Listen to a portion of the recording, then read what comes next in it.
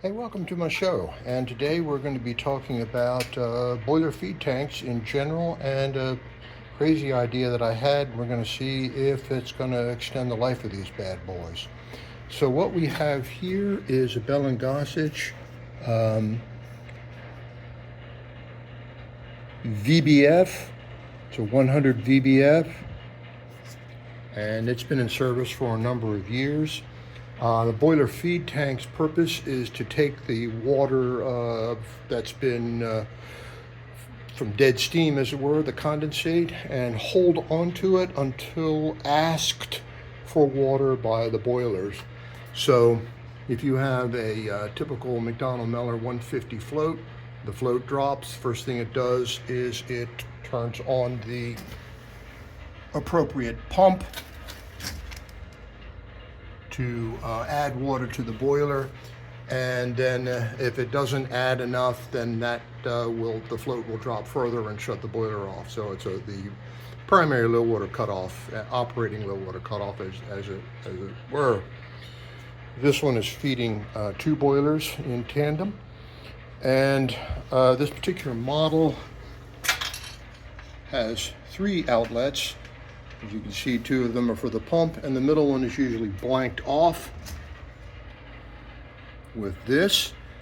It comes with, and there's what's inside. It gets a little crusty.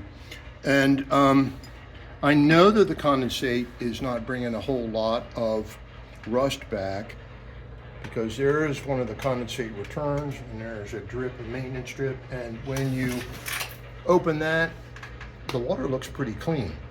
So I think most of the sludge and rust that form in the bottom there are from the tank itself, and that's definitely not good. So the other thing is that this is the tank is generally the makeup water of the system. So I have a water meter here, which we can monitor there we are, kind of washed out a little bit, but you get the idea. We reduce the pressure to 30 psi, because on the end of here, this is a really primitive, here's your makeup water valve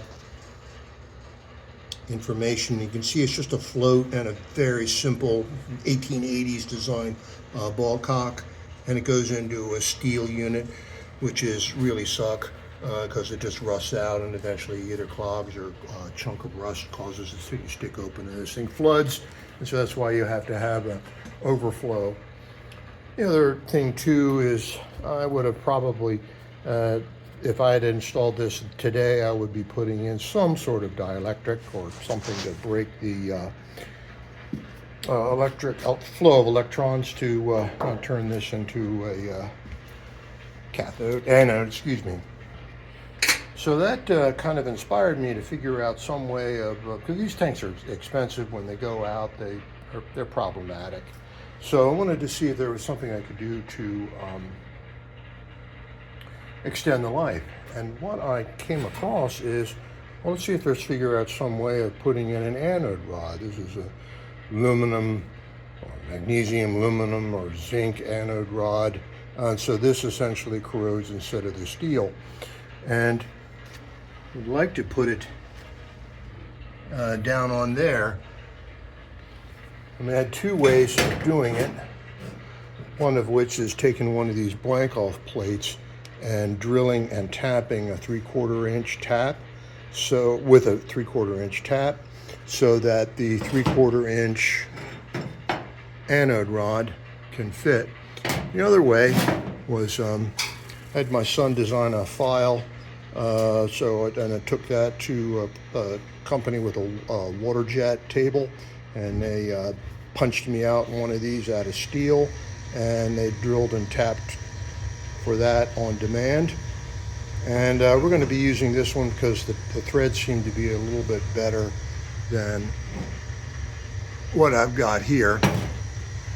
And we're going to see whether or not this actually protects the tank over time. I've flushed it out as best I could. Pretty messy process altogether, but hopefully that'll do it, and hope to see you on the next one. We'll see how this goes. Be well, stay